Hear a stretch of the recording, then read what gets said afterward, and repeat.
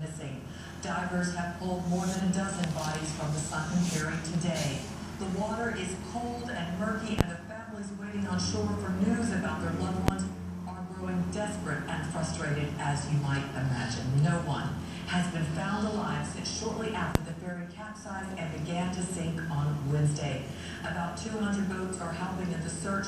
Will Ripley spent most of the day on one of them out in the Yellow Sea. He joins us now live from Jindo, South Korea. Hello, Will. Hey Natalie, yeah, a very, very sad day out in the water here as we went and watched these divers as they do this work. They rotate in and out of these hour-long shifts, diving through these cold waters that are 10 degrees Celsius, 50 degrees Fahrenheit, very, very frigid temperatures for them in their wetsuits. You can only imagine being in the water without protection, how difficult and deadly, frankly, that would be. But they're going in this ship and they're looking and they're trying to find any sign of survivors, and yet all they seem to be finding are more bodies. Another day of searching, another day of grim discoveries, body after body from the sunken Sewol ferry.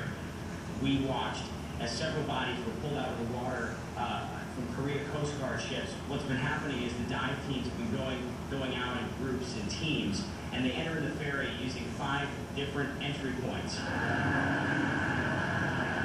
Hundreds of divers, ships, and dozens of aircraft are searching. We know the divers are facing very grueling conditions right now. The underwater currents are very strong and they're constantly shifting. Plus, visibility is really limited, partially because there's a big oil slick coming up from the ferry. There's also equipment here that will be used for a salvage operation, including a very large crane that can actually help pull the boat out of the water.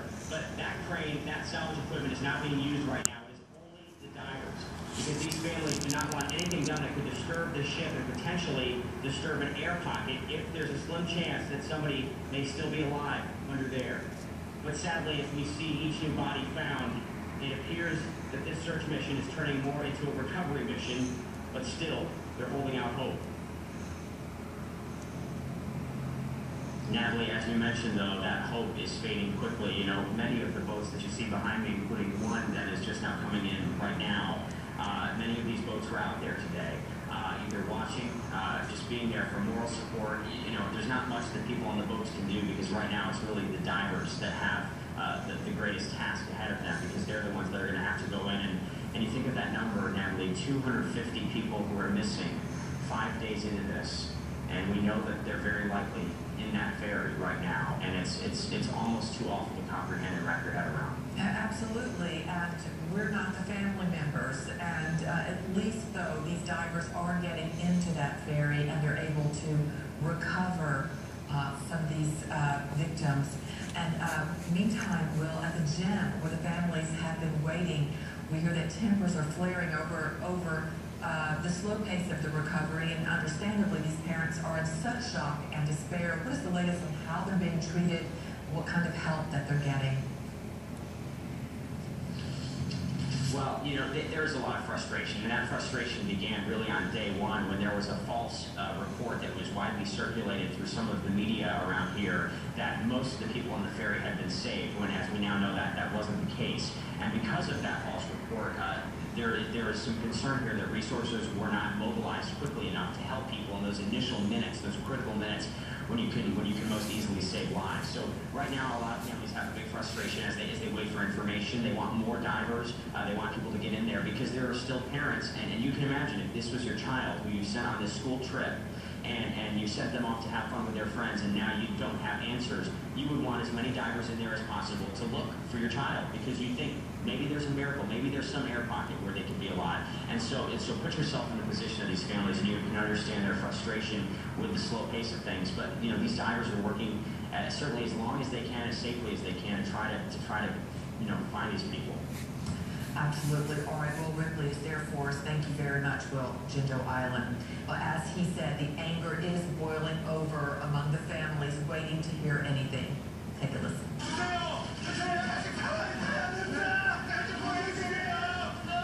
This is the gymnasium that we were just talking about. A group of people plan to leave the gym where they've been waiting for anything about their loved ones. They wanted to march on the president's residence in Seoul, but police, as you can see, blocked them from leaving city there.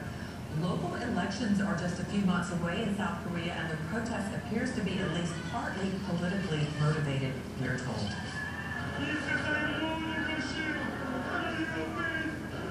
Easter Sunday services throughout South Korea are taking on extra significance this year. In Seoul, worshipers said special prayers for the victims of the ferry disaster.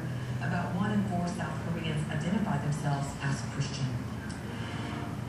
In other news now, the other search that we are following closely, the underwater drone being used to search for the missing Malaysia airliner, is currently on its 8th mission in the Indian Ocean, but officials say still no signs